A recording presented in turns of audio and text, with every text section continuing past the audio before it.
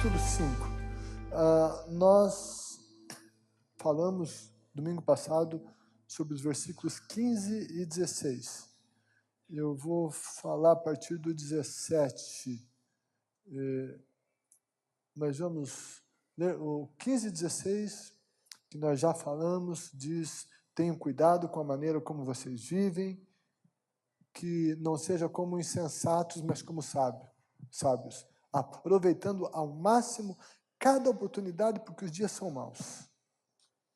Daí, versículo 17, eu quero que você leia comigo. Vamos ler em voz alta, juntos, amém?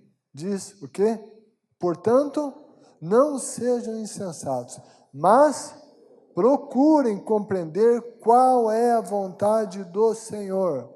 Não se embriaguem com vinho que leva à libertinagem, mas deixem-se encher pelo Espírito, falando entre si com salmos, hinos, cânticos espirituais, cantando e louvando de coração ao Senhor, dando graças constantemente a Deus Pai por todas as coisas, em nome do nosso Senhor Jesus Cristo. Amém. Pai, obrigado por tua linda palavra e fala conosco por meio dela, em nome de Jesus. Amém, amém, amém. Vamos sentar. Acho que hoje a gente vai ficar mais nos versículos 17 e 18, que são muito importantes. E nós vimos no domingo passado, e a gente está falando sobre uma vida melhor. Esse é o título geral da mensagem. E para que tenhamos essa vida melhor, a Bíblia nos dá as orientações, e a gente refletiu domingo passado que a Bíblia diz que a gente tem que ter cuidado com a maneira como nós vivemos, não podemos viver de qualquer jeito. A Bíblia nos chama a sensatez, a sabedoria, nos chama a aproveitar, e nós comentamos sobre esse ao máximo, cada oportunidade, porque os dias são maus. Então, quando a gente anda, guiados por essas palavras divinas, nós com certeza temos uma vida melhor. Mas como mais que a gente pode ter uma vida melhor? Quando eu falo de vida melhor, eu não estou falando de uma vida sem problemas, sem dificuldades, eu não estou dizendo que a vida cristã é vidão, é vida boa. Não, Jesus disse, olha, vocês estão aí no mundo, e no mundo vocês vão passar por aflições. No entanto, dá sim para a gente, apesar de estar no mundo, nesse mundo que tem aflições, nesse mundo carregado de injustiças, a palavra de Deus nos dá orientações para nós vivermos uma vida diferenciada. Uma vida que seja melhor. A vida absolutamente abundante, sem nenhum problema, nenhuma dificuldade, é só no céu. Mas a Bíblia nos incentiva a buscarmos uma vida melhor aqui. Tanto é que estão aí essas instruções. No entanto, as instruções da Bíblia para vivermos uma vida melhor são instruções diferentes do que o mundo, do que a sociedade anuncia. E muito diferentes. O que se anuncia através dos meios de comunicação, das celebridades, do mundo, é que, vida melhor é quando você extravasa, você faz o que quer, você tira os limites, qualquer coisa serve, e não é assim. Não é assim. Vida melhor é a vida do jeito do nosso Deus. E Deus nos dá as suas orientações, não é porque ele é um pai chato, que quer cortar nossa liberdade. Não, de jeito nenhum. É porque ele é bom, porque ele nos ama. É porque ele quer ver a gente melhor. Deus não é chato, é a gente que é chato. não Deus. Deus é bom, Deus é perfeito, é maravilhoso. E daí, no versículo 17, vai repetir essa questão da insensatez. Né? Nós, lá nos versículos anteriores, já tem que não seja como insensatos. E daí no versículo 17 está aqui esse tema da insensatez de novo. Portanto, não sejam insensatos, sem senso, sem juízo, sem discernimento. Não sejam insensatos, mas procurem compreender qual é a vontade do Senhor. Aqui a gente está entendendo que sensatez é buscar compreender a vontade do Senhor. Isso é sensato, isso é bom. Geralmente, a nossa tendência é ir à busca da nossa vontade, não é? Eu vou atrás do que eu quero, a minha vontade, é isso que eu quero. E eu vou fazer de tudo, eu vou manipular o mundo, eu vou fazer as coisas e armar de maneira tal para que o que eu quero aconteça. E, enfim, o que eu quero está aí, eu vou à busca do que eu quero, mas a Bíblia está dizendo que sensatez, juízo, ter bom senso, ter sabedoria, ter discernimento, não é eu ficar fazendo tudo na vida e viver toda a minha vida para alcançar o que eu quero. Mas sim para alcançar aquilo que Deus quer. Não a minha vontade, mas a vontade de Deus.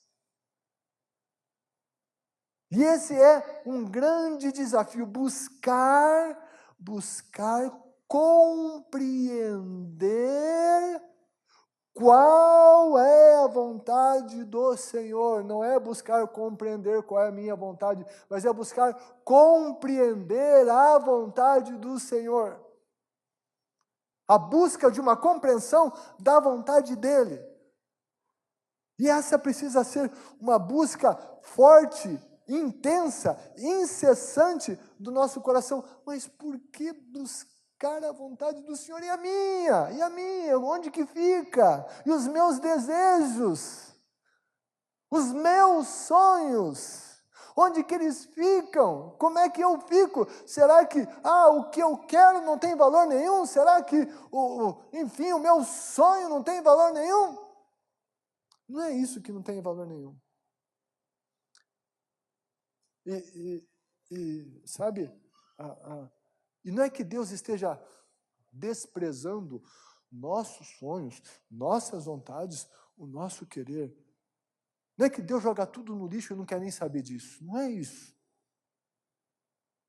No entanto, a vontade dele é melhor. A Bíblia diz que os planos de Deus são mais altos do que os nossos. Os caminhos dele são melhores do que os nossos. Então, o de Deus é melhor. E muitas vezes tem coisa que eu quero, que é o que Deus quer, mas tem coisa que eu quero que Deus não quer, e se Ele não quer, Ele sabe por quê. Então a Bíblia está dizendo que nessa tensão toda, por assim dizer, eu tenho que procurar compreender a vontade de Deus. Porque a gente já sabe, Romanos 12:2, é um versículo muito rico, e diz que a vontade de Deus é o quê? Ela é boa, agradável e perfeita. Boa, agradável e perfeita, essa é a vontade de Deus. É o que a Bíblia diz. Talvez, a princípio, não nos pareça nem boa, nem agradável, nem perfeita, em função da nossa natureza pecaminosa. Mas ela é boa, agradável e perfeita. Talvez ela não seja, não é que ela não seja, mas ela não pareça tão boa, tão agradável assim, tão perfeita na caminhada. Mas boa, agradável e perfeita fala, sobretudo, na conclusão dela. Quando a vontade de Deus se cumpre, chega ao fim, a conclusão dela se vê como ela valeu a pena. A Bíblia diz, lá no livro de Hebreus, capítulo 12, que o Senhor, ele sofreu. Ele pagou um preço. Ele pagou um preço, mas diz, pelo gozo que lhe estava proposto, ele suportou a cruz, ele desprezou a afronta. Teve um caminho difícil, mas tinha um gozo proposto. Deus propôs ao Filho, Deus Pai ao Filho, um gozo proposto. A vontade boa, perfeita e agradável. Essa caminhada até lá não era tão fácil, tão boa e tão agradável, não foi? Mas o gozo que lhe estava proposto, ele suportou tudo isso. Que gozo que estava proposto a Jesus para que ele suportasse a cruz. Sem dúvida alguma.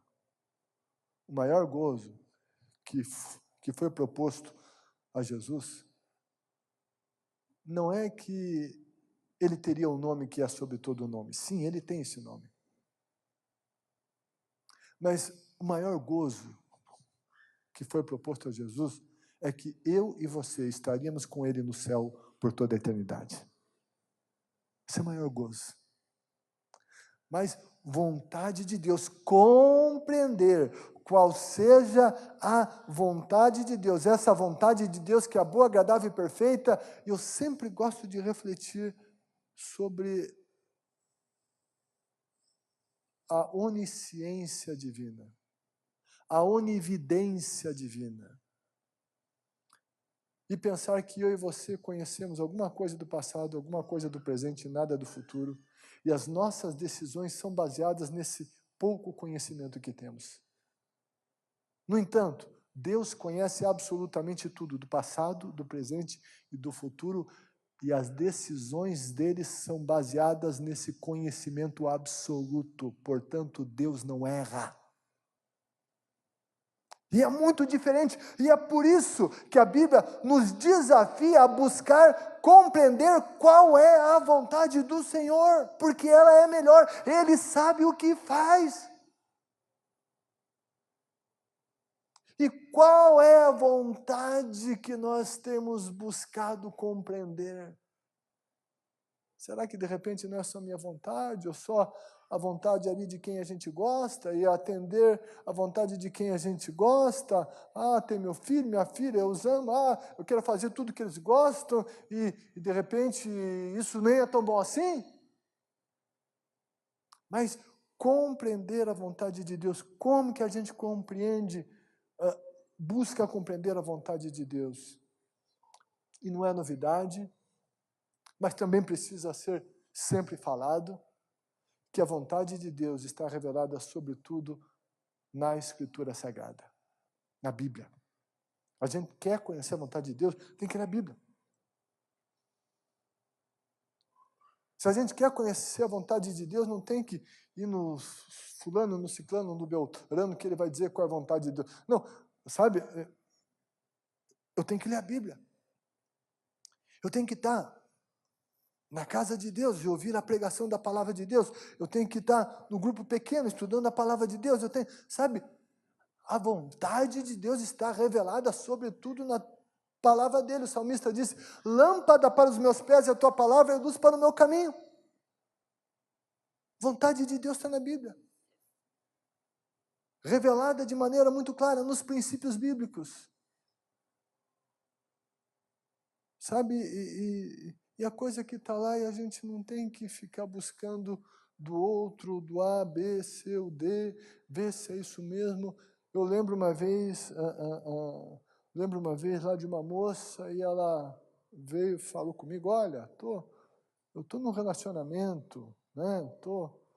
Eu tô aí namorando com uma pessoa e ela começou a colocar as situações. Enfim, veja, ela é uma pessoa assim, não acredita em Deus, sabe? Mas tem isso, meu Deus, um monte de rolo.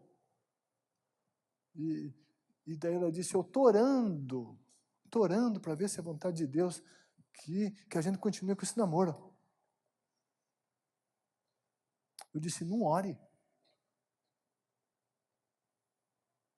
Não é a vontade de Deus. Tudo que está acontecendo está contra a palavra de Deus. Deus não vai te responder o que Ele já respondeu. Está na palavra dEle. Está fora. Não dá certo esse negócio. Olha o estilo de vida, as convicções dele, o jeito que vive. Não quer saber nada de Deus. Não dá. Está claro. Está revelada a vontade de Deus. Não tem que ficar perguntando. Deus não vai dizer, não é. Não. Ele já disse que não é. Está claro. Então, tem coisa que está nítida na Bíblia que você não temos que perguntar se é da vontade de Deus, não é. Está claro que não é e pronto. Então, vontade de Deus, a gente precisa buscá-la na palavra de Deus. Na palavra de Deus. E talvez haja algumas coisas, alguns detalhes que não estão de maneira explícita, escrita na Bíblia, certo? Mas que daí a gente precisa buscar os princípios bíblicos, analisar as nossas motivações, pedir direção dentro do contexto, ver se o nosso coração está bem intencionado em relação àquela determinada busca. E daí talvez seja um pouquinho mais complexo essa busca da vontade de Deus, certo? Não sei, será que é da vontade de Deus que eu abra um negócio próprio? Não, você não vai achar nenhum versículo na Bíblia que diz, que você leia lá, abra uma lojinha de bijuteria. Não tem esse versículo. Certo? Não está revelada na Bíblia essa resposta, certo? Mas daí a gente examina as nossas motivações à luz da Bíblia, os procedimentos, e talvez a gente, minha motivação está correta, quero glorificar a Deus, não é uma questão de ganância, de vaidade pessoal.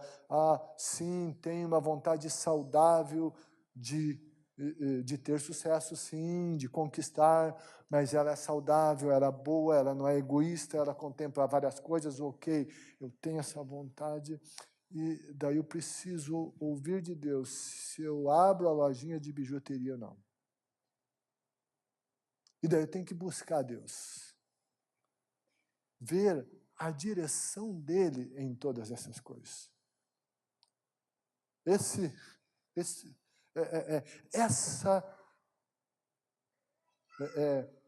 Essa compreensão de qual é a vontade de Deus, isso é um desafio.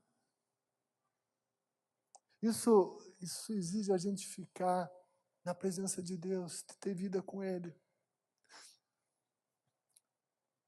Não ter medo de ouvir o não ou sim, Deus sabe o que é melhor.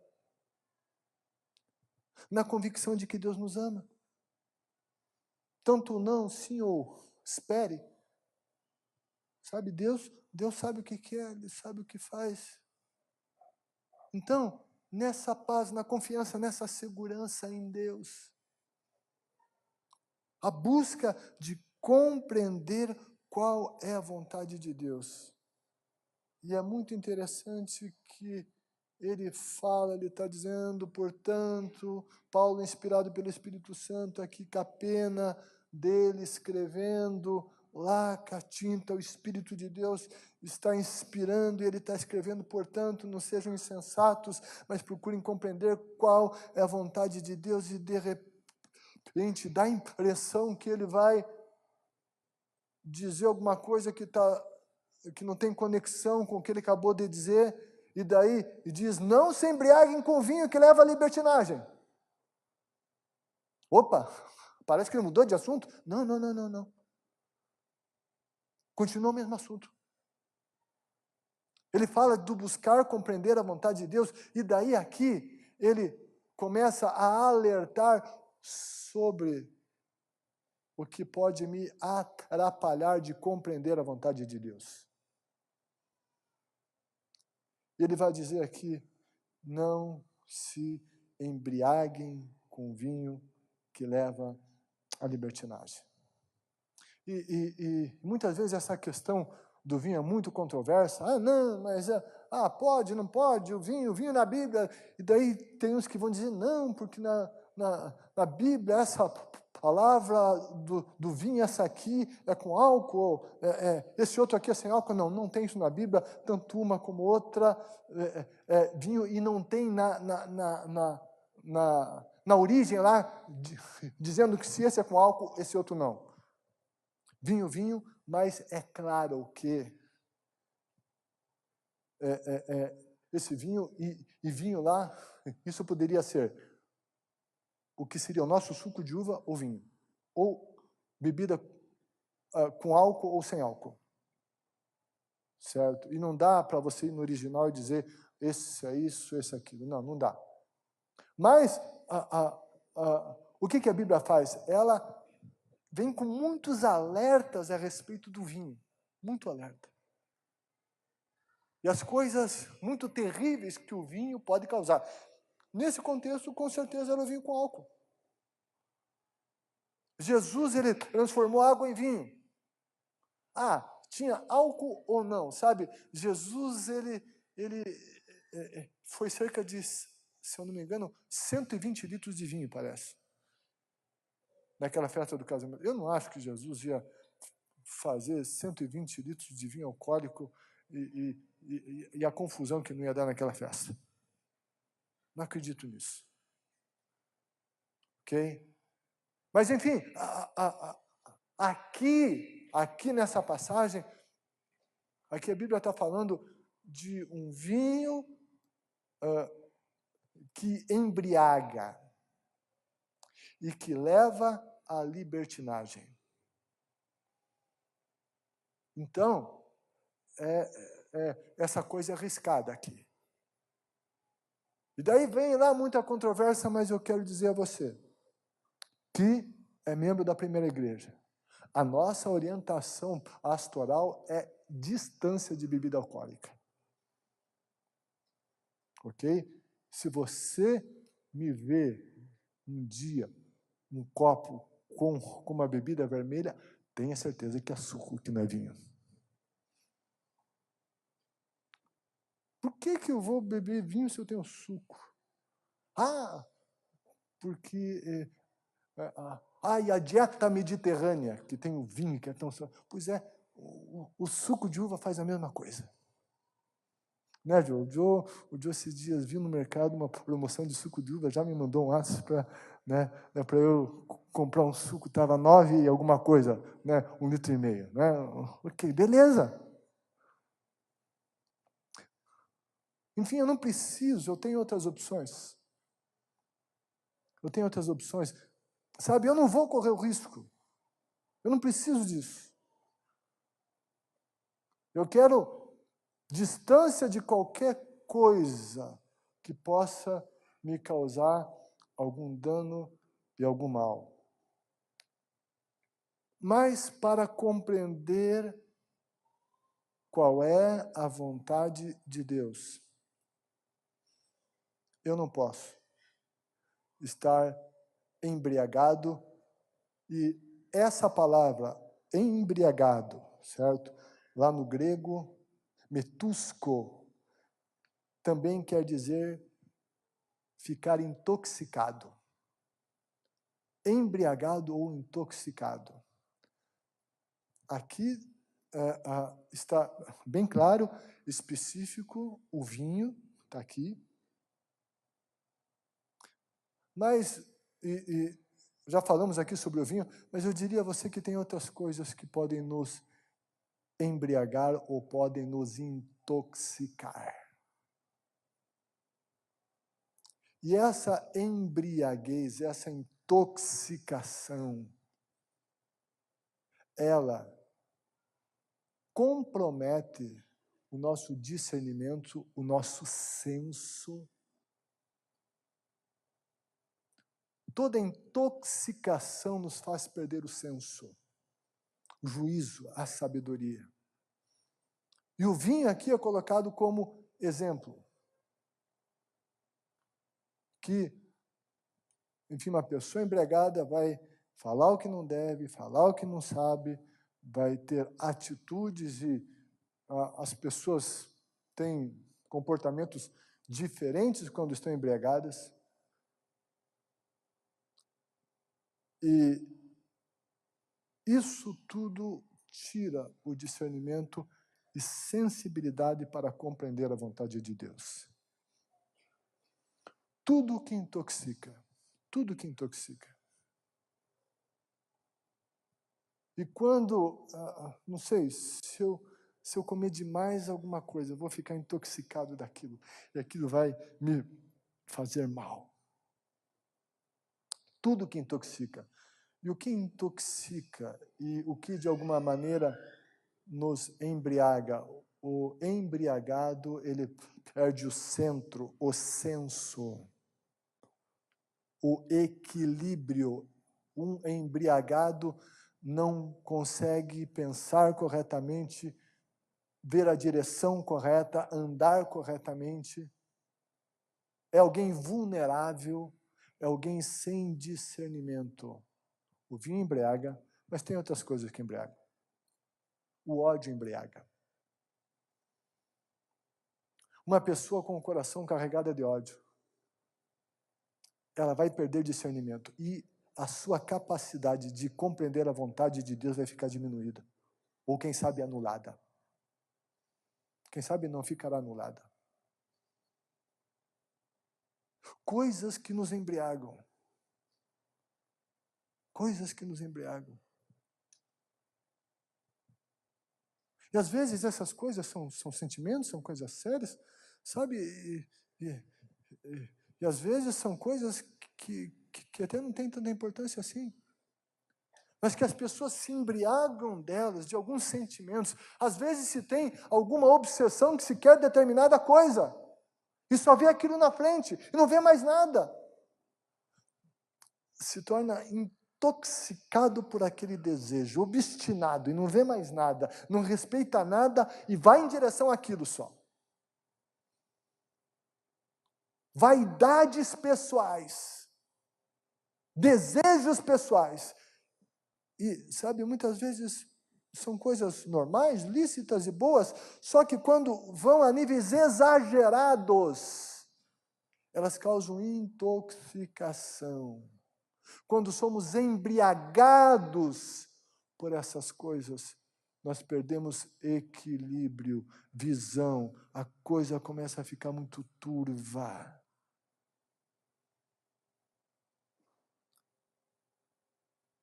Desejo por dinheiro, quero ganhar mais e tal, sabe? Essa intoxicação por esse desejo de ter dinheiro vai tirar discernimento, equilíbrio, e tudo vai ser por causa do dinheiro.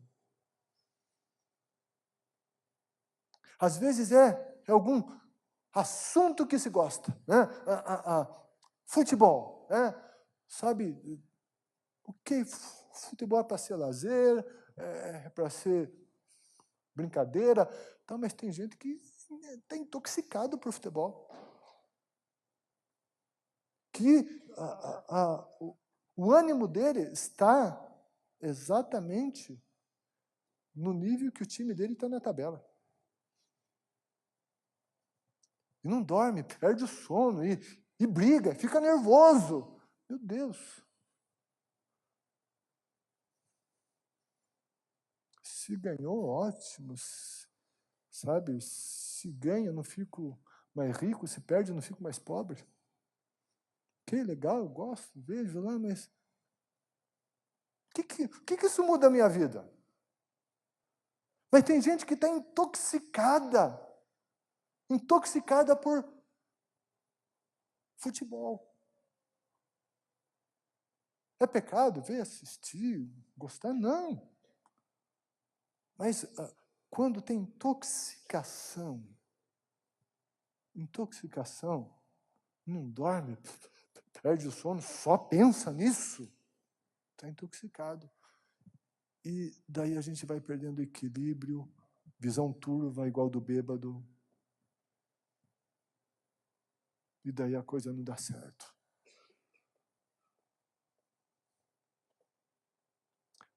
Será que não tem algumas coisas que estão nos intoxicando?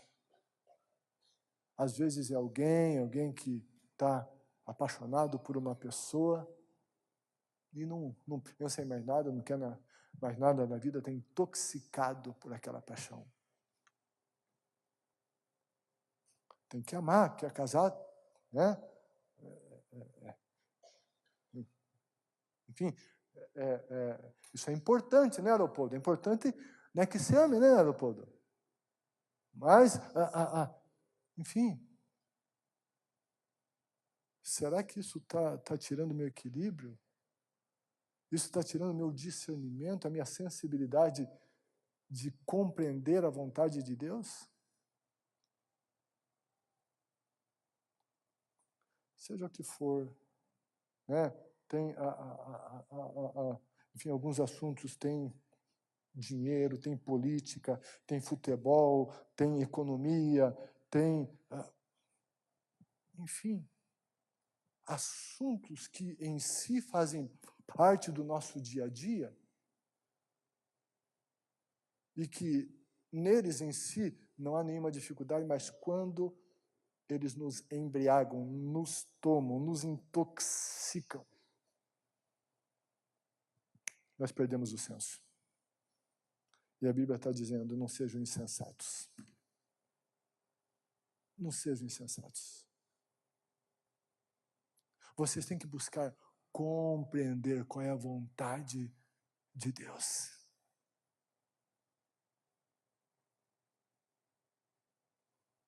Sentimentos, assuntos, sentimentos, causas. Ira, ciúmes, inveja. Isso intoxica, isso intoxica.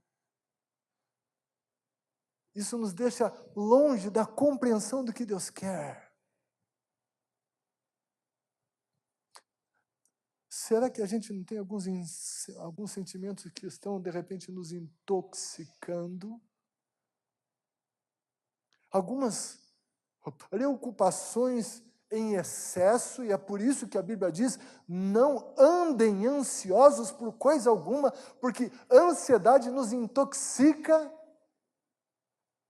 Algumas ansiedades nos embriagam, a gente só fica com foco nisso e sabe, intoxicado em ansiedade. Será que a gente não está distante da vontade de Deus e não está compreendendo, não está ouvindo Deus por essas toxinas?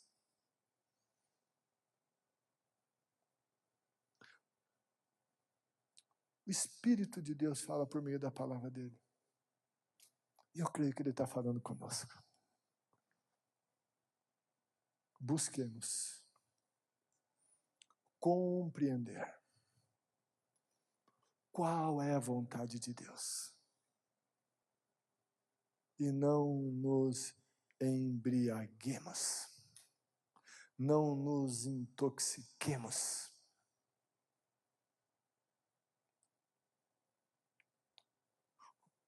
Será que o Espírito Santo não está dizendo algumas coisas específicas que eu não disse aqui na frente? Eu citei só alguns exemplos. Mas será que o Espírito Santo não está nos dizendo algumas coisas específicas que talvez estejam nos intoxicando?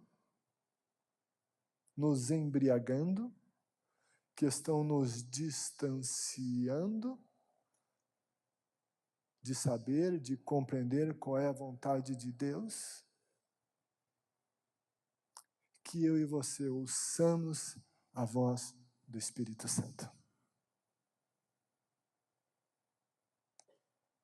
Que deixemos essas coisas que nos embriagam. Que busquemos compreender qual é a vontade do Senhor, que é boa, agradável e perfeita. Isso é sabedoria, isso é sensatez. Assim, a gente vive melhor. Amém?